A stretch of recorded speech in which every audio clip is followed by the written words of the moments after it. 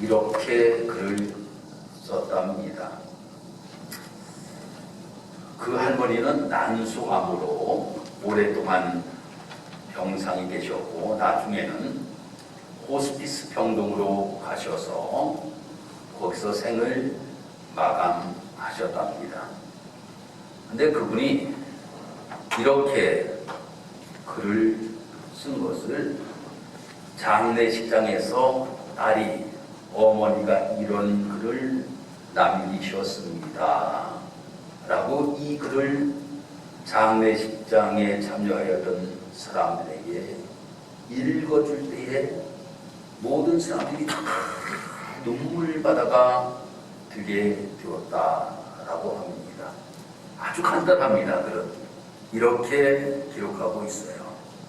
자네들이 내 자식이어서 고마웠네. 자네들이 이 땅에 태어나 나를 엄마라 불러주고 저 물려 배부르며 나를 바라본 눈길이 행복했었네. 지압이 일어 세상 무너져도 험한 세상 견딜 수 있었던 것이 자네들 때문이었네.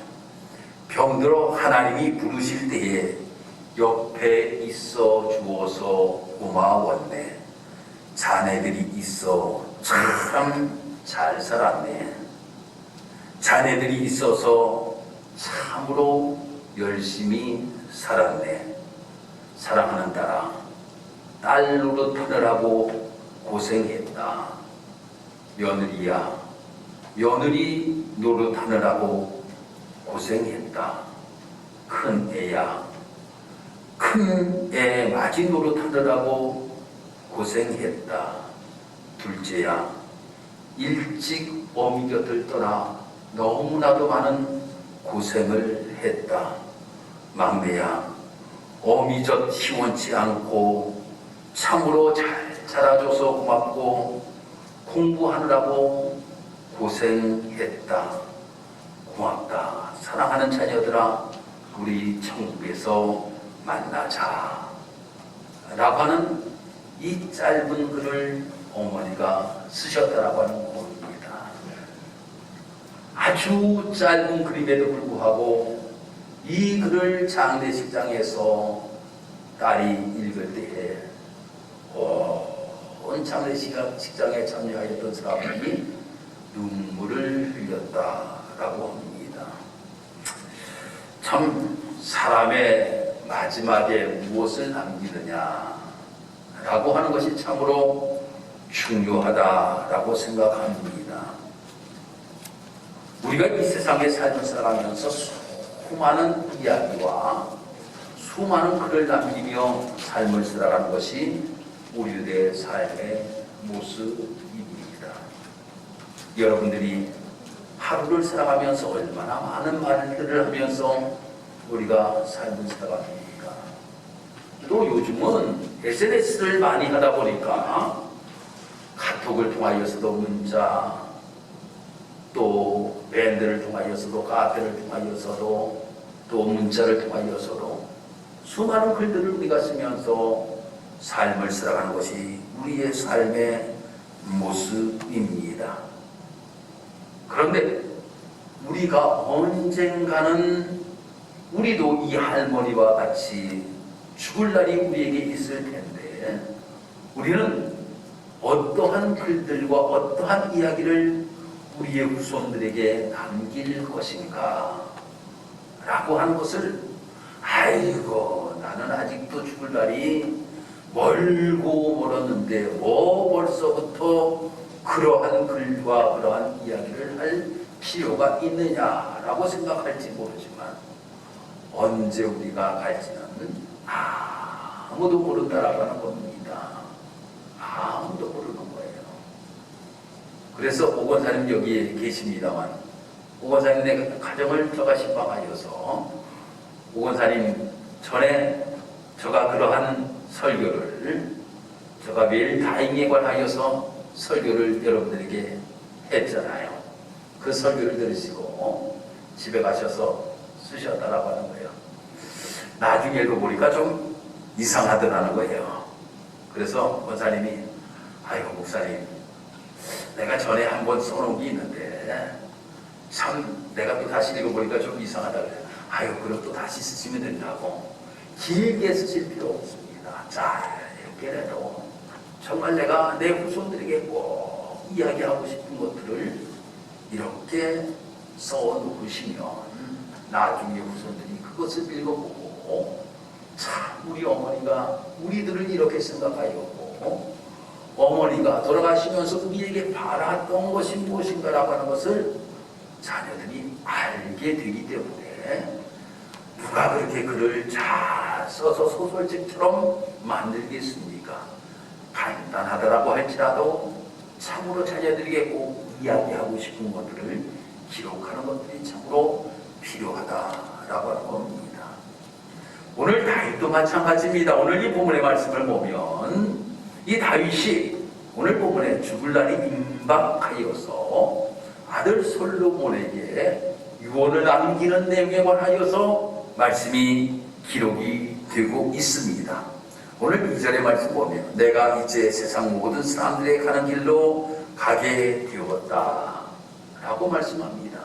세상 모든 사람들이 가게 되는 길을 나도 가게 되었다. 그렇습니다. 누구나 할 것 없이 다 한 번은 가야 될 곳이 있습니다. 그곳을 내가 가게 되었다라고 하는 겁니다. 그러면서 이 다윗은 그의 사랑하는 아들에게 마지막 유언을 이야기하는 내용에 관하여서 오늘 말씀이 기록이 되고 있습니다. 그런데 중요한 것이 무엇인가 하면 너는 형통하기를 나는 바란다라고 하는 겁니다. 형통하기를 바란다. 사랑하는 성도 여러분, 여러분들의 자녀들이 다 형통하기를 여러분들도 바라시죠? 형통하기를 다 바라시잖아요. 다윗도 똑같습니다. 다윗도 똑같이 그의 후손들이 형통하기를 바랐습니다. 형통하기를 바랬어요. 그것을 우리는 형통이라고 하는 단어가 영어로는 고잉웰이라고 하는 이러한 단어를 사용하고 있어요. 고잉웰. 형통. 바로 잘 되기를 바라는 마음이 바로 이 다윗에게는 있었다라고 하는 겁니다. 그 비결을 내가 알려주어야 되겠다라고 하는 거예요. 형통케 되는 비결. 여러분들이 말입니다. 자녀들이 다 잘 되기를 바라지만 여러분들의 생각만을 가지고 자녀들이 잘 되는 것은 결코 아니잖아요. 무엇인가 비결을 가르쳐줘야 될 것 아닙니까? 비결을. 제가 우리 성현이 어렸을 때에 낚시를 우리 성현을 데리고 제가 자주 갔어요. 그래도 많이 갔어요. 겨울에도 빙어 낚시를 하러도 가고 또 여름에 산소 벌초하고 그러다가 저기 영월 쪽에서 또 낚시도 하고 평창에 가서 낚시도 하고 말입니다. 우리 성현하고 낚시를 이렇게 다니면서 낚시하는 법을 제가 가르쳐 주었습니다.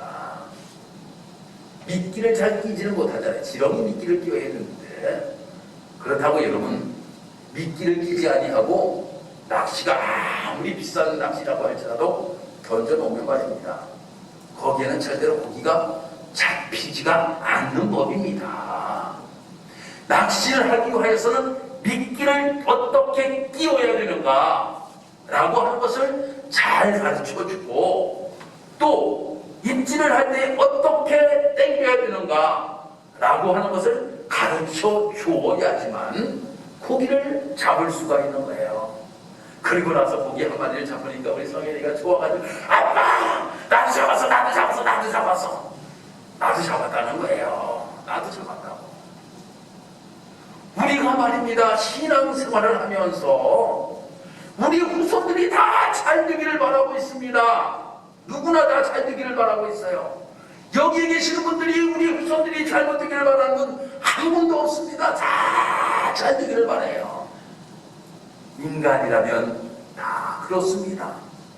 다윗도 마찬가지였다라고 하는 겁니다. 다윗이 그의 사랑하는 아들 솔로몬을 앞에 놓고 너가 잘 되기를 바란다, 형통하기를 바란다 라고 이야기하면서 비결을 이렇게 이야기합니다. 내 하나님 여호와의 명령을 지켜 그 길로 행하며 그의 법률과 계명과 윤리와 증거를 모세율법에 기록한 대로 지키라. 그리하면 내가 무엇을 하든지 어디로 가든지 형통할지라 라고 이렇게 말씀합니다. 형통하는 비결이 무엇인지에 관하여 내가 너에게 이야기할 텐데, 내가 살아보니 내가 40년 동안이나 왕으로 있으면서 내가 살아보니 하나님의 법률과 계명과 율례와 그 율법에 기록된 대로 지키며 삶을 살았더니 하나님이 나에게 형통의 복을 허락하셨으니 너도 이렇게 삶을 살아가라 라고 이렇게 이 다윗은 솔로몬에게 이야기를 하고 있는 것입니다.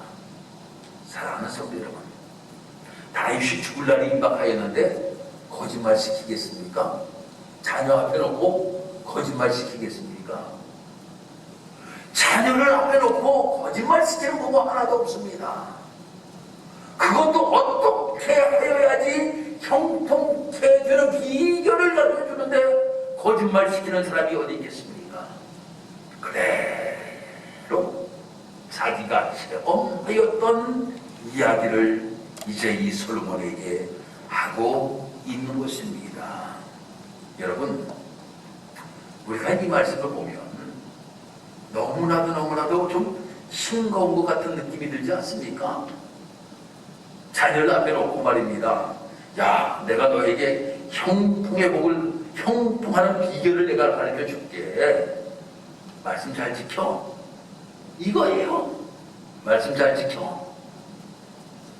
이것이 형통의 비결이야 라고 이렇게 이야기를 하고 있어요.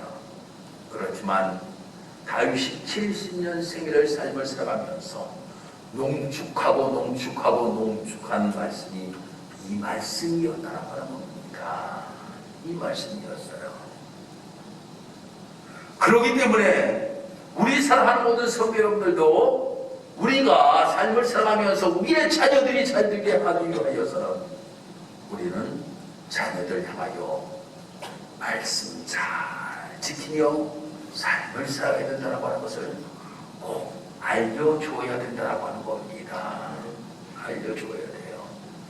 그러면서 이야기하기를 쭉 다시 한번 세부적으로 이 다윗은 이야기를 하는 것이 첫 번째가 대장부가 되어라 라고 이렇게 말씀합니다.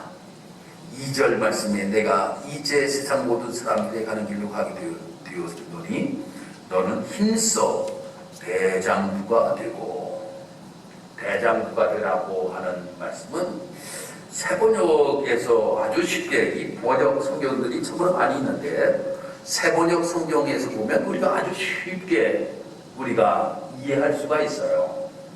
이 세번역에서는 뭐라고 이야기하는가 하면 대장부라고 하는 이러한 단어를 훌륭하고 용감한 자가 되어라 라고 이렇게 말씀하고 있어요. 우리가 대장부 하면 여러분들 잘 이해하기는 힘들지만 훌륭하고 용감한 자가 되어라 라고 이렇게 말씀하면 쉽잖아요. 이렇게 이야기를 하였다고 하는 거예요.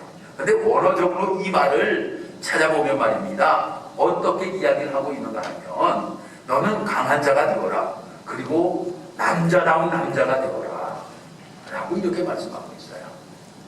너는 강한 자가 되고 남자다운 남자가 되어야 된다 라고 이렇게 이야기를 하고 있어요. 왜 이야기를 제일 먼저 하였을까? 이걸 우리가 알아야 됩니다. 왜 다윗이 그 하나님의 율례와 법도를 지키라고 이야기한 다음에 그리고 말입니다. 이 다윗이 이야기하기를 너는 힘써 대장부가 되라고 왜 말씀을 할까? 내가 죽을 날이 임박하였는데 왜 너가 힘써 대장부가 되어야 된다라고 하는 것을 이야기할까? 그때 이 솔로몬이라고 하는 사람이 몇 살이나 되었을 거라고 여러분 생각합니까? 이 솔로몬이라고 하는 사람이 몇 살이 되었을 거라고 하는 것을 여러분들 이해하면 아주 쉽게 우리가 말씀을 이해할 수가 있게 된다고 하는 거예요. 역사학자 요세푸스는 이야기하기를 이 솔로몬이 왕위에 오를 때 15살 정도였다고 이야기를 하고 있어요. 여러분 15살짜리가 왕이 됩니다. 우리 서구니보다도 어린 아이가 지금 왕이 되는 겁니다. 여러분 우리가 삶을 살아가는 데 있어서 참 우리가 나이가 먹어도 말입니다. 나이가 먹어도 세상 살기 힘들잖아요. 우리가 나이 먹어서도 말입니다. 사람들이 이야기하면 흔들리는 경우가 많이 있어요. 흔들리는 애들은 더 심하잖아요. 누가 이야기하면 그 얘기에 솔깃해가지고 넘어가는 경우가 많이 있다고 하는 겁니다.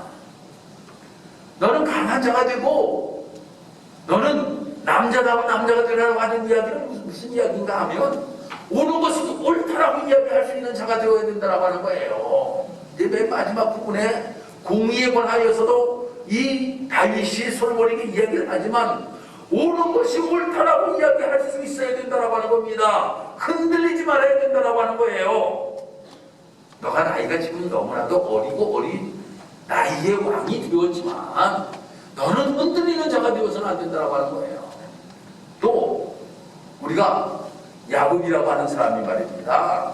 이야기하기는 뭐라고 이야기하는가 하면 바로 앞에서 내가 나그네의 길이 참으로 험하였습니다 라고 이렇게 이야기해요. 여러분들 여기에서 사신 우리 어르신분들 말입니다. 인생을 뒤돌아보면 쉬웠습니까? 힘들었잖아요. 얼마나 힘드셨습니까? 다들 힘드셨잖아요. 내가 살아온 이 세상 내가 바라보고 있는데 너무나도 힘들고 어려웠다라고 하는 거예요. 다윗도 왜 다윗이 어려웠습니까? 엄청난 고생을 많이 한 사람이 다윗 아닙니까? 다윗은 말입니다. 저 골리앗과 말입니다. 전쟁을 하면서 그는 창과 칼을 가지고 말입니다. 키가 2m가 넘는 사람이 말이에요. 딱 앞에 버티고 있었는데 어린 소년이 그와 함께 싸우려고 할 때 얼마나 힘들고 어려웠겠습니까? 그리고 계속적으로 블레셋과 전쟁에 나아갔습니다. 그럴 때마다 사람이 승리를 하여도 힘든 겁니다. 힘든 거예요. 여러분 축구 경기 하면서 이겨도 말입니다. 힘듭니까? 안 힘듭니까? 이겨도 힘든 건 힘든 거예요. 이겨도 힘든 건 힘든 겁니다. 전쟁을 치르면서 정말 만만을 죽이는 이러한 전쟁을 치렀다 할지라도 힘들고 어려웠다라고 하는 겁니다. 그 다음에 모든 공로를 다 이 다윗이 받을 줄 알았는데 사울이 죽이려고 합니다. 쫓겨다니는 신사가 되고 말았습니다. 저 사막길로 쫓겨나는 이러한 모습을 가지고 삶을 살아갔습니다. 그리고 이제 좀 평안한가 했더니 아들놈이 반역을 일으킵니다. 맨발로 그냥 쫓겨가가지고 말입니다. 쫓겨나서 저 이방 땅으로까지 블레셋 땅까지 피난가는 이러한 모습이 다윗이었어요. 얼마나 고된 인생길을 살았는지 자기가 뒤돌아보니 참 나도 힘든 세상 살았구나 라고 하는 것을 알아요. 얘도 그렇게 살 거라고 하는 거예요. 사람들이 요즘 편하다고 그러지만 애들 편하잖아요. 애들이 더 고생이에요. 옛날 우리 어릴 때는 말입니다. 우리 어릴 때는 학원 없었어요. 학원이 어디 있어요? 학교 딱 중고학교 때 말이면 학교 딱 가방 미고 이제 학교 가잖아요. 학교 가방 딱 갖다 놓으면 그때 첫 번 하는 것이 뭐냐면 야 축구 한번 하자. 하기 전에 축구 한번 착 하고 이제 들어가. 점심시간 축구 한번 딱 하고 끝나면 집에 딱 오면 야 역학으로 가자 해가지고 말입니다. 가갖고 말입니다. 그냥 개울가 가고 펑덩 하면서 그냥 지나가 날 어두워지면 말입니다. 집에 들어가서 이제 잠자고 그 다음날 또 학교 가고. 요즘 애들은 말입니다. 바빠요. 바빠. 얼마나 바쁜지 모릅니다. 애들도. 아이고 니네가 우리 때처럼 고생하냐? 고생해요. 젊은 애들도 고생한다니까. 애들도 고생한단 말이에요. 애들도 고생해요. 애들도 인생길 힘들어요. 옛날에 취직하기 그렇게 힘들고 어렵다고 그랬지만 지금처럼 그렇게 힘들고 어렵지 않다라고 하는 거예요. 인천공항 때문에 요새 얼마나 이야기가 많이 있습니까? 참 힘들고 어려운 세대를 분명히 우리 다음 세대도 살아간다라고 하는 거예요. 이때에도 힘들고 어려워도 흔들리지 말라라고 하는 겁니다. 흔들리지 말라라고 하는 거예요. 그래서 너가 대장부가 된다라고 하는 것은 너가 세상 살면서 누가 이러한 이야기 하여서 너를 흔들려고 할지라도 세상이 너를 어렵게 한다 할지라도 흔들리지 아니하고 말씀 중심에 서는 너의 모습이 되어야 된다. 할렐루야.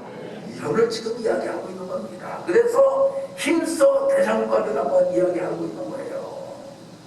그냥 말입니다. 대장부가 되라고 너 저기 헬스클럽 가가지고 열심히 여기 들고 열심히 달려가지고 근육 만들어가지고 멋진 남자 만들어라. 아니에요. 정신적으로 말입니다. 정신적으로 하나님 말씀에 힘써 지키는 대장부가 되어야 된다 라고 하는 것을 이 다윗은 솔로몬에게 이야기하고 있는 모습을 보게 됩니다. 그래서 바로 이어지는 말씀이 바로 3절이잖아요. 내 하나님 여호와의 명령을 지켜 그 길을 행하여 그 법률과 계명과 윤례와 증거를 모세율법에 기록된 대로 지키라. 그리하면 무엇을 하든지 어디로 가든지 형통할지라 라고 말씀해 주고 있는 것입니다. 사랑하는 성도 여러분, 대장부가 되어서 흔들리지 말고 말씀 지키며 너는 삶을 살아가면 형통의 삶이 너의 삶 속에 이루어질 것이다 라고 하는 것에 관하여 분명하게 말씀해 주고 있는 겁니다. 사랑하는 성도 여러분, 우리가 삶을 살아가면서 우리는 점점 육신을 후패해져가는 것이 우리의 모습입니다. 그 모습을 하나님이 싫어하시느냐? 절대로 아니에요. 다윗을 왕으로 세울 때 사무엘 선지자가 다윗의 집에 가게 됩니다. 그 집에 갔을 때 잘생긴 형들이 참으로 많이 있었습니다. 멋지는 형들이 많이 있었습니다. 그런데 하나님께서 무엇을 보신다라고 말씀하셨습니까? 중심을 보신다라고 말씀하셨잖아요. 중심을 보신다고. 바로 그렇게 우리 사랑하는 모든 성도님들, 우리가 삶을 살아가는 데 있어서 우리에게도 참으로 중요한 것은 무엇인가 하면, 또한 우리가 형통하고 우리가 승리할 수 있는 비결이 무엇인가 하면 바로 힘써 대장부가 되는 겁니다. 말씀을 내가 내 마음판에 새기고 흔들리지 아니하며 삶을 살아가는 우리의 모습이 되어야 된다고 하는 거예요. 그것이 승리의 비결, 형통의 비결이라고 하는 거예요. 왜 이야기를 이 솔로몬에게 할 수 있었던가? 이유는 간단합니다. 다윗이 골리앗과 전쟁을 치르게 될 때에 말입니다. 골리앗이 이 다윗을 볼 때에 비웃었습니다. 야, 너 같은 놈이나 하고 어찌 감히 싸우겠다고 너가 나오느냐? 라고 이야기할 때에 다윗은 그를 향하여 뭐라고 이야기합니까? 너는 칼과 창을 가지고 있지만 나는 하나님의 이름으로 너에게 나아간다. 할렐루야. 하나님의 이름으로 나아간다라고 하는 겁니다. 이 하나님의 이름, 흔들리지 아니하는 말씀의 중심에 서서 그가 나아갈 때 승리할 수 있었고 형통할 수 있었다라고 하는 겁니다. 이것이 그는 분명히 삶 속에 경험되어졌던 것이기에 아들 솔로몬에게 그 대장부가 되고 흔들리는 자가 되어서는 안 된다 라고 하는 것에 관하여서 말씀해 주고 있는 것입니다. 사랑하는 성도 여러분, 그런데 우리가 이 말씀을 지키며 삶을 살아간다고 하는 것이 그리 쉬운 것이 아니에요. 쉬운 것이 아닙니다. 이것이 좁은 길을 걸어가는 길이거든요. 좁은 길. 그래서 말입니다. 디모데후서 3장 12절의 말씀에 이렇게 말씀하고 있습니다. 무릇 그리스도 예수 안에서 경건하게 살고자 하는 자는 핍박을 받으리라. 그리스도 예수 안에서 경건하게 살고자 하는 자는 형통하게 되리라. 이렇게 말씀하면 좋을 텐데 핍박을 받게 되리라 라고 말씀하고 있어요. 삶을 살아가는 동안에 그렇게 쉬운 것이 아니라고 하는 것에 관하여서 우리에게 말씀해 주고 있는 것입니다. 그렇지만 우리는 대장부의 마음을 가지고 그 길을 고수했을 때의 결과는 승리요, 성공이요, 영광이었다라고 하는 겁니다.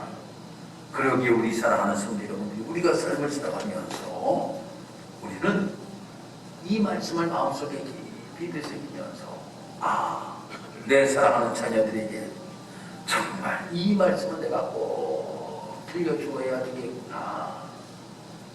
내가 무엇보다도 내 사랑하는 자녀들에게는 이 말씀을 꼭 한번 들려주어야 되겠구나 라고 하는 것을 결단할 수 있는 성도 여러분들이 우리 주님의 이름으로 축복합니다. 다음은 이 솔로몬을 향하여서 평화의 사람이 되라고 말씀합니다. 여러분, 평화의 사람, 다윗이 성전을 짓지를 못하였습니까? 다윗이 성전을 짓고자 하는 마음이 그의 마음속에는 아주 간절했어요. 내가 하나님의 집을 내가 건축하고자 하는 마음. 그런데 하나님께서 반대하십니다. 피를 너무나도 많이 본 다윗이기에 하나님께서는 이 다윗에게 성전 짓기를 허락하지 아니하시고 성전을 지을 수 있는 모든 것들을 다 준비하고 그 아들 솔로몬을 통하여서 하나님의 성전을 건축하였습니다. 그런데 이 다윗은 아들 솔로몬에게 나는 평화의 사람이 되어야 된다. 평화의 사람이 되라고 하는 것에 관하여 말씀이 기록되고 있지 않는데요 하겠지만 5절 말씀 여러분들 한번 보도록 하겠습니다. 수레의 아들 요압이 내게 행한 일 곧 이스라엘 군대의 두 아들 네의 아들 아브넬과 여덟 아들 아마사에게 행한 일을 내가 알거니와 저가 죄인을 죽여 태평시대에 전쟁의 피를 흘리고 전쟁의 피로 자기의 허리에 든 뒤에 아래 신은 신에 묻혔으니 내 지혜대로 행하여 그 백발로 평안히 위에 내려가지 못하게 하라 라고 말씀하고 요압이라고 하는 이름이 등장합니다. 이 요압이라고 하는 사람은 다윗의 충신 중에 충신이었습니다. 아주 가장 힘이 많은 신하였어요. 이 다윗이 최고로 힘이 많은 신하가 요압 장군이었습니다. 전쟁에 나가서도 많은 승리를 거둔 사람이 요압이에요. 그 전쟁에서 모든 승리를 거두고 이제 태평시대를 맞이하게 됩니다. 사울도 이제 죽고 이 다윗이 왕이 되어서 나라를 이제 평안하게 잘 다스려 가는데 옛적에 자기에게 원수되었던 사람들을 죽이는 일을 누가 하였는가 하면 요압이 하였다라고 하는 거예요. 요압이 하였다라고. 이 모습을 다윗은 보면서 뭐라고 이야기하는가 하면 이 모습을 가지고 삶을 살아가는 것이 하나님의 뜻이 결코 아니라고 하는 겁니다. 평화의 시대에 평화를 누리며 삶을 살아가기를 하나님께서는 원하시고 계신다라고 하는 거예요. 너는 악은 악으로 갚으려고 하는 모습을 가지고 삶을 살아가지 말고 평화의 길을 걸어가는 삶의 모습이 되어야 된다라고 하는 것을 이 아들 솔로몬에게 이야기를 해주고 있는 것이 오늘 이 본문의 말씀이라고 하는 겁니다. 사랑하는 성도 여러분, 우리가 이 시대를 살아가면서 우리도 평화를 추구하는 삶을 살아갈 수 있는 성도 여러분이 되어야 될 줄 믿습니다. 교회도 평화의 교회가 되어야 됩니다. 교회도 평화의 교회가 되어야 돼요. 예전에 나에게 조금 손해를 끼친 사람이 있다 할지라도 용서하고 함께 하려고 하는 모습이 되어야 된다고 하는 겁니다. 이것이 복받는 행동의 비결이라고 하는 것을 말씀해 주고 있는 거예요. 한 번 원수되었으면 그 사람이 내가 죽을 때까지 원수되는 것